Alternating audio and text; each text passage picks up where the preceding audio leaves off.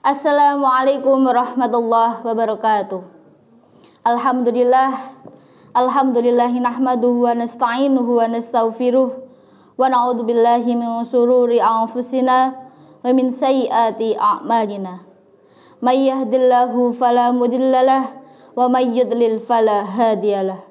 Assalatu wassalamu ala Rasulillah wa ala alihi wa sahbihi wa mawalah, amma ba'd.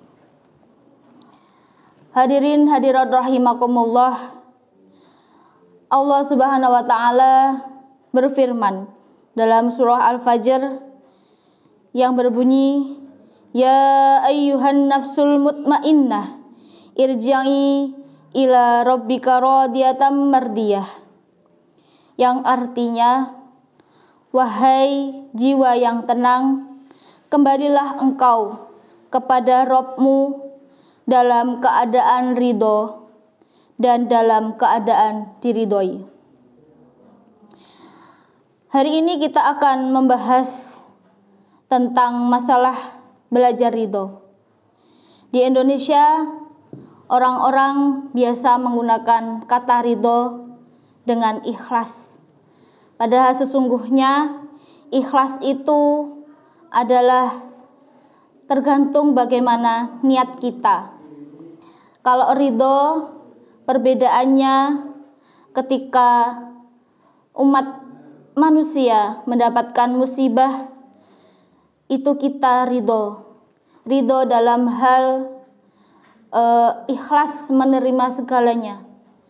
Anggap aja semua ujian, semua cobaan yang kita rasakan di dunia ini, semuanya akan ada kebaikan di balik seluruh musibah yang kita alami. Ada halnya kita terkadang mengingatkan orang yang terkena musibah itu dengan kata ikhlas. Semua ini sudah takdir. Sebenarnya bukan seperti itu. Kita mengingatkan dengan kata ridholah. Semua ini sudah keputusan Allah. Hadirin hadirat rahimakumullah, kebalikan dari kata ridho adalah kufur. Kufur itu ibarat kita sudah di dunia mendapatkan cobaan dari Allah, kemudian kita menyalahkan Allah. Ya Allah, kenapa saya begini? Ya Allah, kenapa kok hanya saya yang mendapatkan cobaan seperti ini? Ya Allah, kita hanya banyak menyalahkan Allah. Padahal sebenarnya Allah itu tidak seperti itu kepada kita. Allah itu memberikan cobaan kepada hambanya, itu tidak di luar batas kemampuan hambanya.